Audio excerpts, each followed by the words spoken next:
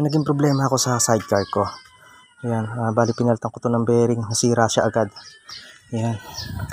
Pansin nyo, ayan bago lang yan pero nasira siya agad.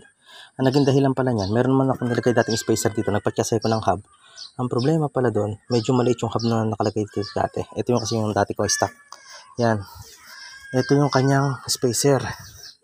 Yung spacer na to, kaya pala madaling siya nasira. Hindi siya nagagamit ng maayos. Kasi, ayan papasin nyo rito. Yan, kapag kasi ang spacer kailangan hanggang dito. Yan, kinulang siya, dapat hanggang dito ang spacer. Kinapos pa siya ng 1/4. Kailangan hanggang dito siya para maging spacer siya. Ito yung dito tatama yung bearing niya.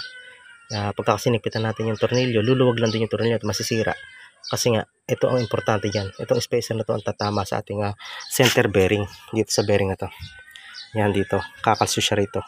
Pagkalso niya dyan, kahit anong higpitan natin, dito na maglalak yan. Hindi na masira agad yung ating bearing. Kahit anong higpit natin, maganda pa rin magiging freewheel niya. Yan, dapat tumama siyang ganyan. Yun, kaya malakas kuminsan, kaya malakas yung side wheel bearing natin. Gawa nga na walang spacer. Malimit yan, walang spacer. Kaya, gumamit tayo ng spacer. Ayan. Di uno na tubo. Kung wala kayong tubo, kahit na plastic lang muna for the meantime, pwede na rin yun. Importante lang na meron tayong spacer dito sa loob para hindi siya madaling masira yung ating bearing. Importante na, kailangan tapat siya rito sa ating tatamaan ng sagad na bearing.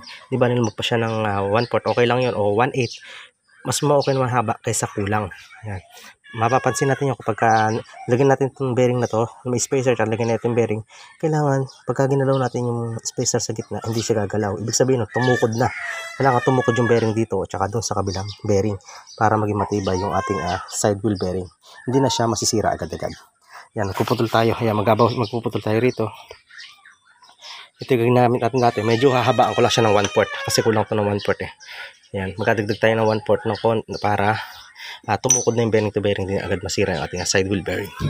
Yan, ganun lang guys. Thanks for watching. Ito na yung nakat natin. Ayan, kung papansin nyo nga dito, ayan.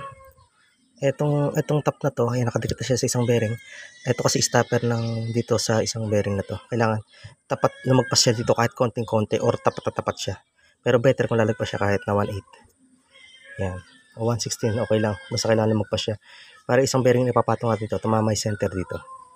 Para kahit anong higpit natin, hindi masisira agad yung ating bearing. Kahit original na bearing ilagay kasi natin dito, kapag walang spacer, pag hinigpitan natin maayos, hihigpit yung gulong natin, hindi na iikot siya, masisira pa yung bearing natin. Kaya importante ang spacer sa ating mga side wheel. Yan.